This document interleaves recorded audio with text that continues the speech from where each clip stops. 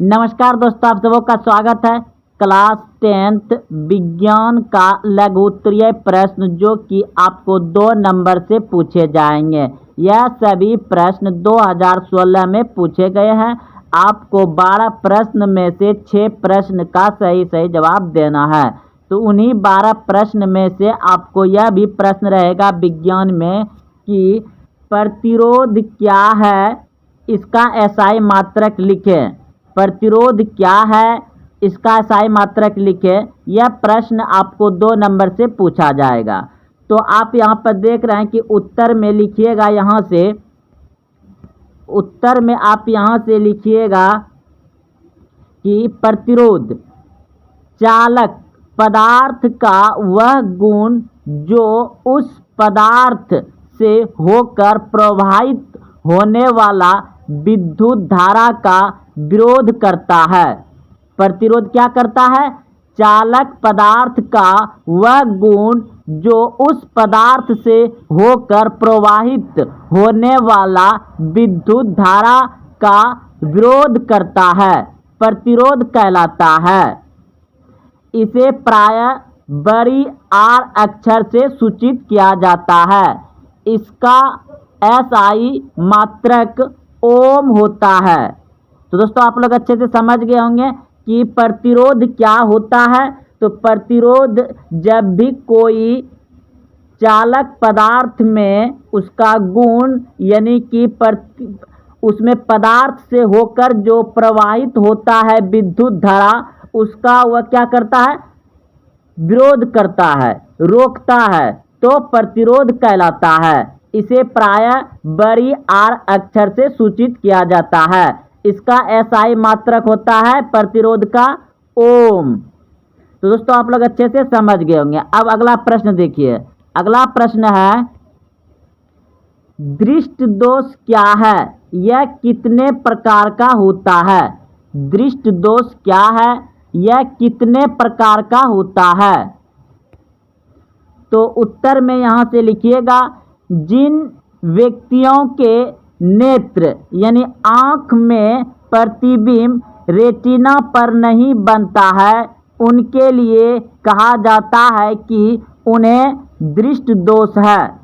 यानी जिन व्यक्तियों में, जिन मनुष्य में रेटिना पर प्रतिबिंब नहीं बनता है, उनके लिए कहा जाता है कि उन्हें दृष्ट दोष हो गया है।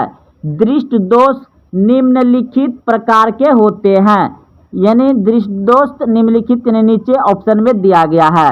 तो पहला है निकट दृष्ट दोष, दूसरा है दीर्घ दृष्ट दोष, तीसरा है ओ बिंदुकता और चौथा है जरा दृष्ट दोष, जरा दूरदृष्टता। तो दोस्तों आप लोग अच्छे से समझ गए होंगे कि दृष्ट दोष क्या है, यह कितने प्रकार का होता है। एक बार हम फिर से पढ़ रहे, आप समझिए। जिन व्यक्तियों के नेत्र में प्रतिबिंब रेटिना पर नहीं बनता है, यानी जिस भी व्यक्ति में प्रतिबिंब जो बनता है वो रेटिना पर बनता है और रेटिना पर नहीं बनता है, तो उनके लिए कहा जाता है कि उन्हें दृष्ट दोष हो गया है। दृष्ट दोष निम्नलिखित प्रकार के होते हैं, निकट दृष्ट दोष, दीर्घ दृष्ट दोष, ओ बिंदुकता और जरा दूरदर्शिता। अब अगला है कि खनिज और अयस्क में क्या अंतर है? खनिज और अयस्क में क्या अंतर है? तो उत्तर में लिखिएगा खनिज तथा अयस्क में अंतर, और एक तरफ लिखिएगा खनिज और एक तरफ लिखिएगा अयस्क। तो पहला नंबर दीजिएगा खनिज में, इन प्राकृतिक पदार्थ को जिसमें धातुओं के यौगिक पाए जाते हैं खनिज कहते हैं। इन प्राकृतिक पदार्थ को जिसमें धातुओं के यौगिक पाए जाते हैं खनिज कहते हैं।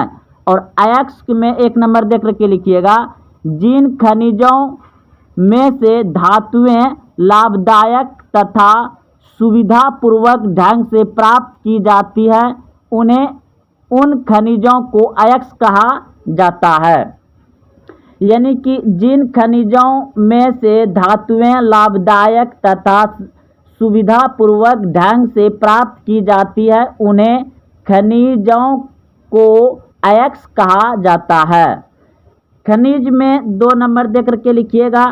कुछ खनिजों में धातु की प्रतिशत मात्रा पर्याप्त होती है, जबकि अन्य खनिजों में धातु की प्रतिशत मात्रा बहुत कम होती है।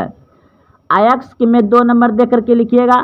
सभी अयस्कों में धातु की प्रतिशत मात्रा पर्याप्त होती है, यानी कि मतलब धातु की मात्रा उसमें होगा ही होगा, पर्याप्त रहता है, यानी कि ठीक ठाक रहता है। तो आप खनिज और अयस्क में अंतर को भी अच्छे से समझ गए होंगे। अगला प्रश्न देखिए कि आयोडीन की कमी से कौन सी बीमारी होती है तथा कैसे। आयोडीन की कमी से कौन सी बीमारी होती है तथा कैसे। तो उत्तर में लिखिएगा, आयोडीन की कमी से गेराइटर यानी घेंगा नामक बीमारी होती है। आयोडीन की कमी होने के कारण गर्दन धीरे धीरे मोटा होता है। आयोडीन की कमी के कारण घेंगा रोग होता है। आयोडीन की कमी होने के कारण गर्दन धीरे धीरे मोटा होता है।